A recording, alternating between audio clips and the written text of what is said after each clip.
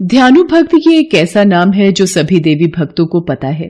जब भी हम ज्वाला देवी का ध्यान करते हैं तब हमारे मन में ध्यानु भक्त की छवि भी आती है। ध्यानु भक्त का जन्म हिमाचल प्रदेश के नादौन गांव में एक गरीब परिवार में हुआ था। उनके जन्म लेने के पश्चात उनके माता पिता स्वर्ग लोक सिधार गए। इस बात पर सारे गांव वाले ध्यानु भक्त को मनहूस कहते थे। माता पिता का देहांत हो जाने के कारण ध्यानु भक्त का पालन पोषण गांव के ही एक पंडित ने किया। वो पंडित ज्वाला माता का परम भक्त था। एक दिन, तुम बच्चों को कितनी बार कहा है इस मनहूस के साथ मत खेला करो, चलो सब अपने अपने घर जाओ। पता नहीं पैदा होते ही अपने माँ बाप को खा गया, ना जाने कैसा मनहूस है ये बालक। गांव वालों के तानों को सुनकर ध्यानु रोता हुआ मंदिर में जाता है। क्या हुआ ध्यानु बेटा, रो क्यों रहे हो? बाबा, श्याम और नंदू की माताएं मुझे उनके साथ खेलने नहीं देती। उन्होंने कहा कि मैं मनहूस हूँ। बेटा ध्यानु, तुम गांव वालों की बात का बुरा नहीं माना करो। वो लोग तो ना समझ हैं, इसलिए किसी का दुख नहीं समझते। आओ माँ ज्वाला देवी की आरती करें। बाबा, आप ज्वाला देवी को माँ कहते हो, तो क्या ज्वाला देवी मेरी भी माँ है? हाँ ध्यानु बेटा, साक्षात ज्वाला माँ तो जगत माँ है, वो तुम्हारी भी माँ है। पंडित जी की ये बात सुनकर ध्यानु माँ ज्वाला देवी को अपनी माँ मानकर माता रानी की शरण में बैठ गया और सच्चे मन से माता को पुकारने लगा। हे माता, मेरे बाबा कहते हैं कि आप मेरी माँ हो। यदि ये सच है तो आप मुझसे मिलने क्यों नहीं आती? मुझे अपने सीने से क्यों नहीं लगाती? हे देवी माँ, यदि आप मेरी माता हो तो मुझे सीने से लगा लो। मुझे सब अपशकुनी कहते हैं, मुझे सब ताने देते हैं। माँ, मुझे अपना प्यार दो माँ। अपने बालक की ममतामयी पुकार सुन जगत जननी माता ज्वाला अपने पुत्र के सम्मुख प्रकट हुई और ध्यानु को अपने सीने से लगा लिया। आओ पुत्र, मेरी गोद में बैठो। अब से तुम्हें कोई कुछ नहीं कहेगा। मेरी कृपा हमेशा तुम पर बनी रहेगी। तुम्हारे मुख से मेरा नाम लेते ही दुखियों के दुख दूर हो जाएंगे। समय बीता और ध्यानु बड़ा हो गया। ज्वाला देवी की विशेष कृपा ध्यानु पर थी। उसकी भक्ति इतनी थी कि जब वो एक बार भी जय माता दी बोलता तो अंधे को आंख मिल जाती थी, गूंगे को जुबान मिलती थी। माता के आशीर्वाद से ध्यानु हर किसी के कष्टों को हरता था।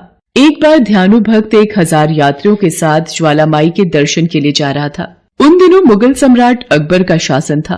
दिल्ली में इतने लोगों को एक साथ देखकर अकबर के सैनिकों ने ध्यानु को रोक लिया। अरे भाई, कहाँ जा रहे हो? इतने लोग और वो भी एक साथ? हम ज्वाला माई के दर्शन को जा रहे हैं। ज्वाला माई के दर्शन? वो कौन है? हम तो उन्हें नहीं जानते। अपनी ज्वाला माई के दर्शन के लिए बाद में जाना, पहले तुम्हें सम्राट अकबर के दर्शन करने होंगे। सैनिकों, ले चलो इन्हें दरबार में। सैनिक ध्यानु भक्त को सम्राट अकबर के दरबार में ले जाते हैं। महाराज, ध्यानु नाम का ये व्यक्ति किसी ज्वाला माई के दर्शन को जा रहा है और साथ में बहुत यात्री हैं। महाराज, हम सब ज्वाला माई के दर्शन को जा रहे हैं। ये यात्री भी माता ज्वाला के भक्त हैं। ज्वाला माई कौन है और उनके दर्शन करने से क्या होगा? महाराज, ज्वाला माई ने इस संसार की रचना की है एवं पालन करने वाली माता है। माँ ज्वाला देवी अपने भक्तों की सभी मनोकामनाएं पूर्ण करती हैं। माँ ज्वाला देवी का प्रताप ऐसा है कि उनके स्थान पर बिना तेल बाती के ज्योति जलती रहती है। हम लोग हर साल उनके दर्शन करने जाते हैं। तुम्हारी ज्वाला माई इतनी ताकतवर है, इसका यकीन हमें भी दिलवाओ। आखिर तुम माता के भक्त हो, कोई करिश्मा दिखाओ जिससे हमें भी यकीन हो जाए। महाराज, मैं तो माता का एक छोटा सा भक्त हूँ, भला मैं क्या चमत्कार दिखा सकता हूँ? तुम्हें इम्तिहान तो देना ही पड़ेगा। हम तुम्हारे घोड़े की गर्दन अलग कर देते हैं। तुम अपनी देवी से कहकर उसे दोबारा जिंदा करवा देना। अकबर ने क्रोध में भरकर घोड़े की गर्दन काट दी। अपनी मुक्ति का कोई उपाय न देखकर ध्यानु भक्त ने बादशाह से कहा, महाराज, मैं देवी माँ के पास जाकर अपनी प्रार्थना करूंगा कि वो घोड़े को जीवित कर दें। आप 1 माह की अवधि तक मेरे घोड़े के सिर और धड़ को रखने की व्यवस्था करवा दें। ठीक है, हम तुम्हें 1 माह का समय देते हैं और तुम्हें यात्रा की अनुमति देते हैं। सम्राट अकबर ने ध्यानु भक्त को जंजीरों में जकड़कर अपने सैनिकों के साथ मंदिर भेजा। मंदिर पहुंचकर ध्यानु भक्त ने अपने साथियों सहित स्नान पूजन करके रात भर देवी का जागरण किया और प्रातः काल आरती के समय ध्यानु भक्त हाथ जोड़कर देवी माता से प्रार्थना करने लगा।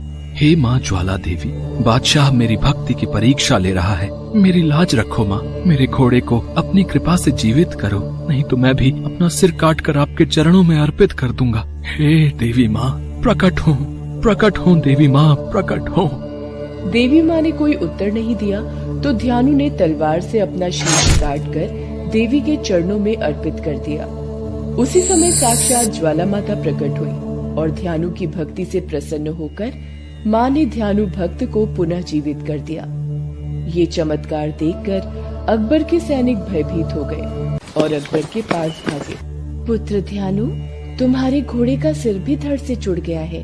तुम कोई और वर मांगने की इच्छा रखते हो तो कहो पुत्र। ध्यानु भक्त ने माता के चरणों में शीश झुकाकर कहा, हे जगदम्बे, आप सर्वशक्तिमान हैं, सर्वव्यापी हैं, किंतु अपने भक्तों की इतनी कठिन परीक्षा न लिया करें। सारे सांसारिक मनुष्य आपको शीश काट कर नहीं चढ़ा सकते माता। कृपया साधारण भेंट से ही अपने भक्तों की मनोकामनाएं पूर्ण करना माँ। ठीक है पुत्र, अब से मैं केवल नारियल की भेंट और सच्चे मन से की गई प्रार्थना से ही मनोकामना पूर्ण करूंगी। ध्यानु भक्त को आशीर्वाद देकर माता अंतर ध्यान हो गई। उधर अकबर के सैनिकों ने अकबर को सारी बात बताई। अकबर ने देखा कि ध्यानु का घोड़ा अचानक फिर से जीवित हो उठा है, परंतु अकबर को अभी भी विश्वास नहीं हुआ।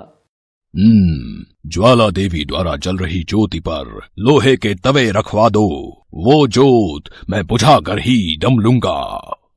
महाराज, ज्योत पर तवे ढके गए, पर ज्योत तवों के ढकने के पश्चात भी जल रही है। क्या तवे ढकने से भी ज्योत नहीं बुझी?